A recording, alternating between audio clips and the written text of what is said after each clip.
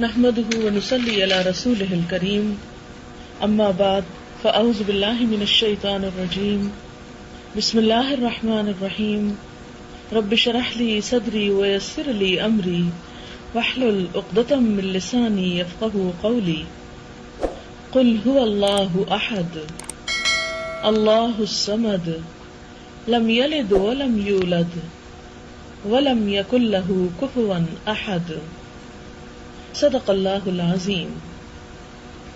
کہہ دیجئے کہ اللہ ایک ہے، اللہ بے نیاز ہے، نہ اس سے کوئی پیدا ہوا ہے، نہ وہ کسی سے پیدا ہوا ہے، اور نہ کوئی اس کا شریک ہے۔ اللہ کی ہستی کی معرفت ہر بندے پر لازم ہے۔ انسان پر سب سے زیادہ احسانات اس کے رب کے ہیں۔ اللہ رب العزت کے ان احسانات کا حق ادا کرنا تو ہم میں سے کسی کے لیے بھی ممکن نہیں، لیکن اس حق کو پہچاننا اور اس حق کو ادا کرنے کی کوشش کرنا ہم سب پر لازم ہے۔ اس کے حقوق میں سب سے پہلا حق یہ ہے کہ اس کو ایک مانا جائے، اس کے ساتھ کسی کو شریک نہ ٹھہرایا جائے۔ دنیا میں جتنے بھی رسول آئے، جتنے بھی پیغمبر آئے، ان سب نے انسانوں کو اللہ تعالیٰ کی یہی پہچان دی۔ قرآن پاک میں آتا ہے وَمَا أَرْسَلْنَا مِن رَّسُولٍ إِلَّا نُوحِي إِلَيْهِ أَنَّهُ لَا إِلَٰهَ إِلَّا أَنَا فَاعْبُدُونِي، کہ ہم نے جو بھی کوئی رسول بھیجا ہم نے اس کی طرف وحی کی کہ اللہ کے سوا کوئی الہ نہیں، بس میری ہی عبادت کرو۔ سورۃ البقرہ میں ارشاد ہے وَإِلَٰهُكُمْ إِلَٰهٌ وَاحِدٌ لَا إِلَٰهَ إِلَّا هُوَ الرحمن الرحیم۔ لوگو، تمہارا رب، تمہارا خدا، تمہارا الہ بس ایک ہی الہ ہے، اس کے سوا کوئی عبادت کے لائق نہیں، اور وہ بہت رحم کرنے والا، نہایت مہربان ہے۔ ایک اور جگہ پر ارشاد ہوتا ہے وَقَالَ اللَّهُ لَا تَتَّخِذُوا إِلَٰهَيْنِ اثْنَيْنِ انما هو الہ واحد فإیایا فارہبون۔ اور اللہ تعالیٰ نے فرمایا کہ دو معبود نہ بناؤ، دو الہ نہ بناؤ، بس وہ تو ایک ہی خدا عبادت کا حقدار ہے، بس تم مجھی سے ڈرو۔ یعنی ایک سے زیادہ اگر دو بھی بنانے کی اجازت نہیں تو اس سے زیادہ کی تو کسی صورت بھی اجازت نہیں ہو سکتی۔ پھر فرمایا قل، آپ کہہ دیجئے انما یوحا الی، کہ بے شک میری طرف وحی کی جاتی ہے، انما الہکم الہ واحد فہل انتم مسلمون، کہ میرا الہ بس ایک ہی الہ ہے، کیا تم اس کی تابعداری کرو گے، اس کی فرما برداری کرو گے۔ سبحانہ هو اللہ الواحد القہار، پاک ہے وہ اللہ جو اکیلا ہے، زبردست ہے۔ گویا انبیاء علیہم السلام کے آنے کی غرض، کتابوں کی تعلیم کا خلاصہ یہی ہے کہ ہم سب اللہ کو ایک مانیں۔ کس معنی میں ایک مانیں؟ کہ وہی ہے جس نے پیدا کیا، وہی ہے جو تمام چیزوں کا اکیلے مالک ہے، وہی ہے جو ان تمام چیزوں کو رزق دیتا ہے، ان کو مینٹین رکھے ہوئے ہے، ان سب کا رب بھی وہی ہے، وہی ہے جو تمام لوگوں کی حاجات پوری کرتا ہے اور ہر ایک کی مشکل آسان کرتا ہے، اور سب انسانوں کو صرف اسی کی عبادت کرنی چاہیے۔ اگر اس چیز میں کوئی بھی انسان کمی بیشی کرتا ہے تو اللہ تعالی کی طرف سے اس کو قبول نہیں کیا جاتا۔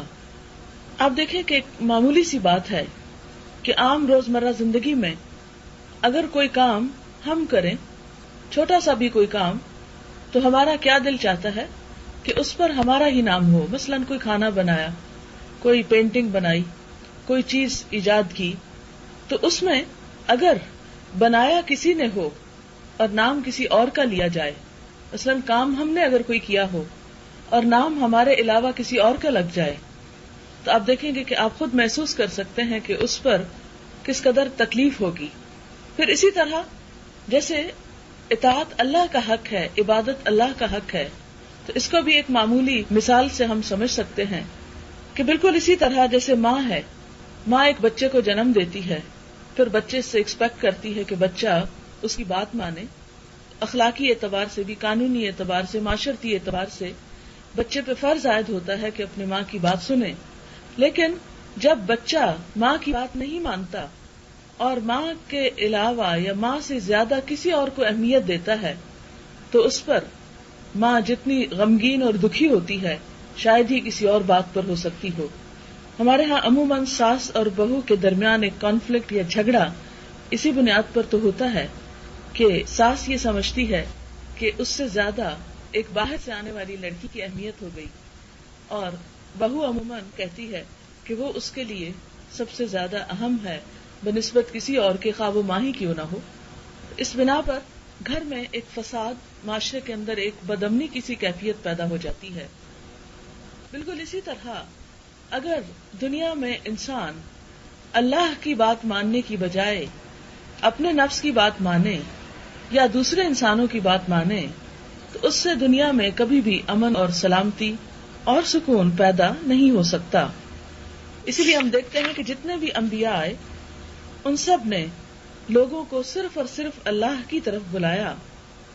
مولانا حالی نے بہت سمپل اشعار میں اس بات کو واضح کیا ہے کہ ہے ایک ذات واحد عبادت کے لائق، زبان اور دل کی شہادت کے لائق، اسی کی ہے سرکار خدمت کے لائق، اسی کے ہے فرمان اطاعت کے لائق.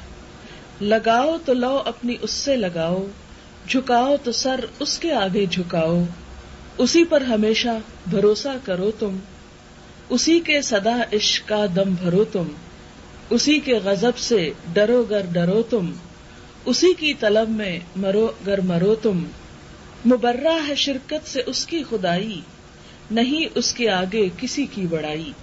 تو یہ بہت آسان سے مختصر سے شعر ہیں، لیکن اللہ تعالی کی ہستی، اس کی ذات اور اس کی اہمیت کو، اس کے حق کو بہت اچھی طرح واضح کرتے ہیں. توحید دنیا میں انسان کے لیے امن اور سکون کا باعث ہے، آخرت میں انسان کے لیے نجات کا سبب ہے، اور شرک یعنی اللہ کی ذات اور اس کی عبادت میں، اس کے حکم میں کسی اور کو شریک ٹھہرانا اللہ تعالیٰ کو سخت ناپسند ہے.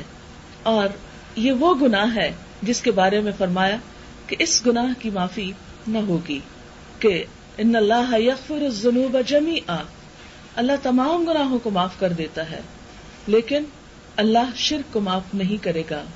اور شرک کے بارے میں قرآن پاک میں آتا ہے کہ ان الشرک لظلم عظیم، شرک جو ہے وہ بہت بڑا ظلم ہے.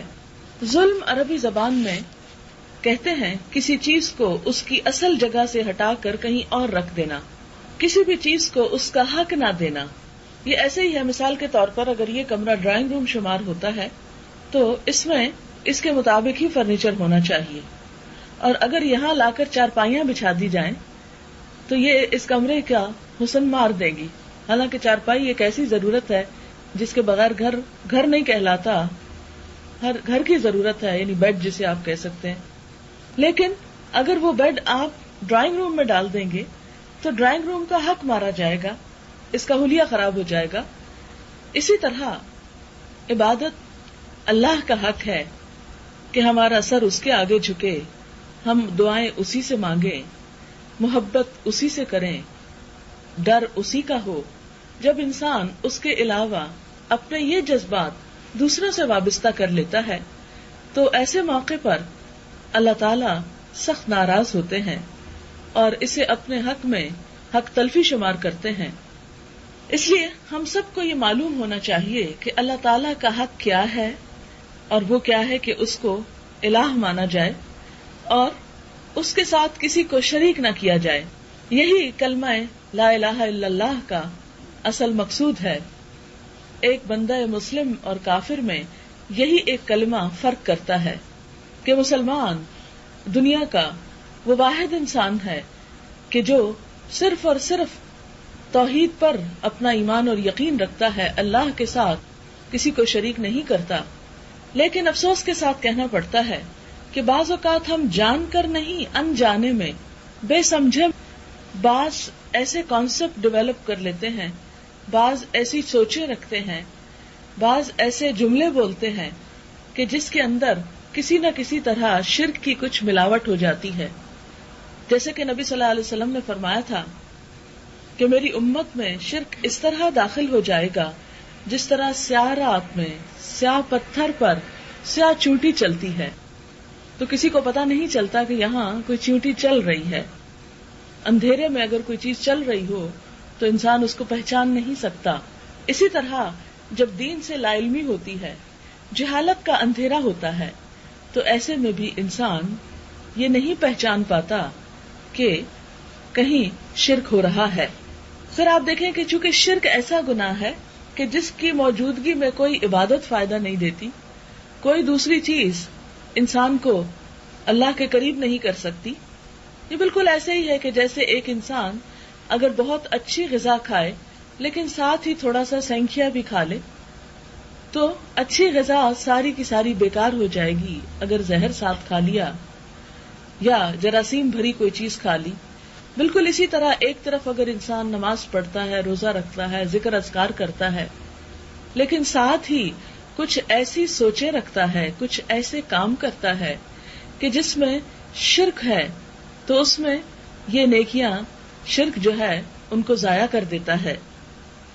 لہذا ہم دیکھتے ہیں کہ شرک کی حقیقت کیا ہے، شرک کی قسمیں کیا ہیں، کہاں کہاں شرک ہوتا ہے، کہ ہم اپنی زندگی کا جائزہ لے کر اس شرک کو باہر نکال دیں اور ہماری تمام تر توجہ اللہ رب العزت کی طرف ہو جائے.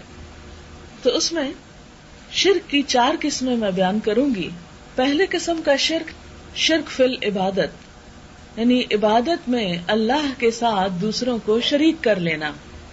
سورۃ الکہف کی آخری آیت میں آتا ہے وَمَنْ كَانَ يَرْجُو لِقَاءَ رَبِّهِ فَلْيَعْمَلْ عَمَلًا صَالِحًا وَلَا يُشْرِكْ بِعِبَادَةِ رَبِّهِ أَحَدًا، کہ جو شخص اللہ سے ملنے کی امید رکھتا ہو اسے چاہیے کہ نیک کام کرے اور اپنے رب کی عبادت میں کسی کو بھی شریک نہ ٹھہرائے.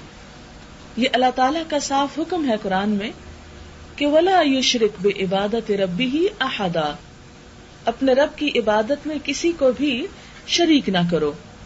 مثلا عبادت میں کیا کچھ آتا ہے؟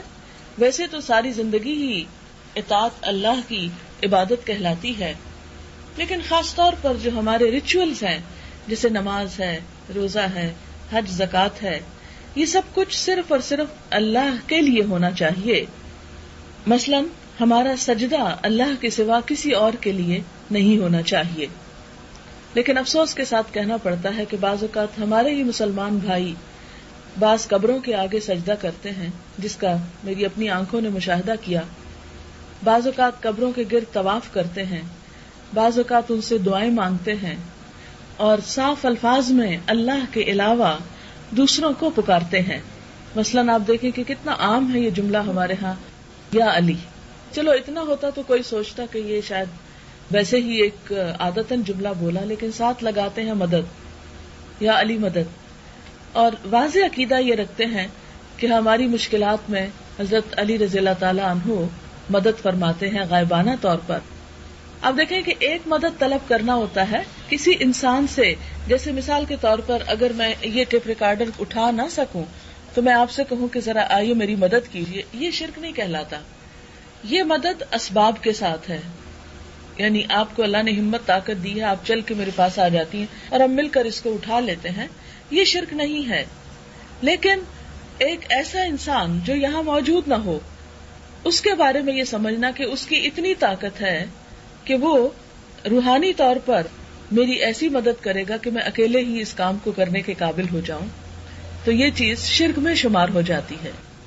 کیونکہ ہماری دعا بھی صرف اسی سے ہونی چاہیے، یعنی ہمارا سجدہ، ہمارا مال خرچ کرنا، صدقہ خیرات، جیسے جانور وغیرہ ذبح کرنا. عربوں کے ہاں بتوں کے نام پر جانور ذبح کیے جاتے تھے اور چڑھاوے چڑھائے جاتے تھے، لیکن افسوس کہ آج ہمارے ہاں وہ بت تو نہیں رہے جو کھڑے ہیں، لیکن کچھ بت ایسے جو لیٹے ہوئے ہیں مردہ انسانوں کی شکل میں، ان کے نام پر بعض اوقات ایسے کام شروع کر دیے جاتے ہیں. اور گھر میں یا اپنے علاقے میں ذبح کرنے کی بجائے خاص طور پر ان کی قبر کے قریب لے جا کر ذبح کیا جاتا ہے.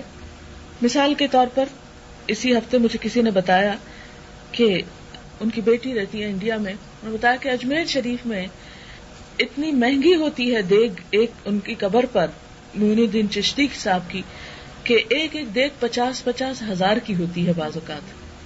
کیونکہ ان کو خیال یہ ہے کہ جو یہاں پر دیا جائے گا اور یہاں سے لے کر دیا جائے گا اس کا اجر بہت ہے اور اس سے کام بہت آسان ہوں گے.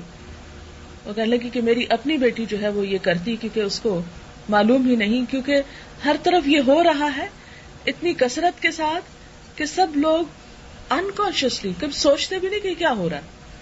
یعنی چونکہ اٹھان ایسی ہوئی, بچپن سے یہ چیزیں دیکھی, ان کو ایسے ہی ایکسپٹ کر لی, بالکل ایسے جیسے کسی ہندو کے گھر پیدا ہونے والا بچہ دیکھتا ہے کہ اس کے ماں باپ صبح سویرے کسی پتھر کے بت کو یا مورتی کو سامنے رکھ کے ہاتھ جوڑ رہے ہیں یا اس سے فریادیں کر رہے ہیں, تو یہ چیز اس کے لیے بالکل نارمل ہو جاتی ہے. بڑے ہو کر وہ انکانشیسلی اس کو فالو کرنا شروع کر دیتا ہے اور یہ عقیدہ رکھتا ہے, یہ خیال رکھتا ہے کہ ہماری مشکلات یہاں سے حل ہوں گی. قرآن پاک میں اللہ تعالیٰ مشرکین مکہ کے بارے میں فرماتے ہیں کہ وہ یہ کہا کرتے تھے کہ ما نعبدہم, ہم ان کی عبادت نہیں کر رہے, الا لیقربونا الی اللہ زلفی, مگر اس لیے کہ یہ ہمیں اللہ کے قریب کرتے ہیں. آج ہمارے ہاں بھی تصور یہی پایا جاتا ہے کہ نہیں, ہم قبر والے کے لیے نہیں کر رہے, ہم تو اللہ کے لیے کر رہے ہیں, لیکن قبر پہ اس لیے کر رہے ہیں کہ یہ ہمیں اللہ کے قریب کرتے ہیں. لیکن آپ دیکھیں کہ نبی صلی اللہ علیہ وسلم نے اللہ تعالیٰ کی قربت چاہنے کے لیے ایسا کوئی بھی کام نہیں کیا. قرآن پاک میں خود نبی صلی اللہ علیہ وسلم کو حکم ہے فَصَلِّ لِرَبِّكَ وَانْحَرْ, نماز پڑھو اپنے رب کے لیے اور قربانی کرو اپنے رب کے لیے. جب آپ کو حکم ہے کہ رب کے لیے کرو تو پھر کوئی شخص آپ کے لیے بھی نہیں کر سکتا, اور اگر آپ کے لیے نہ کر سکے تو کسی اور بزرگ انسان کے لیے بھلا کیسے کر سکتا ہے. تو گویا کسی ہستی کے آگے جھکنا, رکوع کرنا, ہاتھ باندھ کر اس طرح کھڑے ہونا یا ان سے دعائیں مانگنا یا ان کی قبر پر طواف کرنا.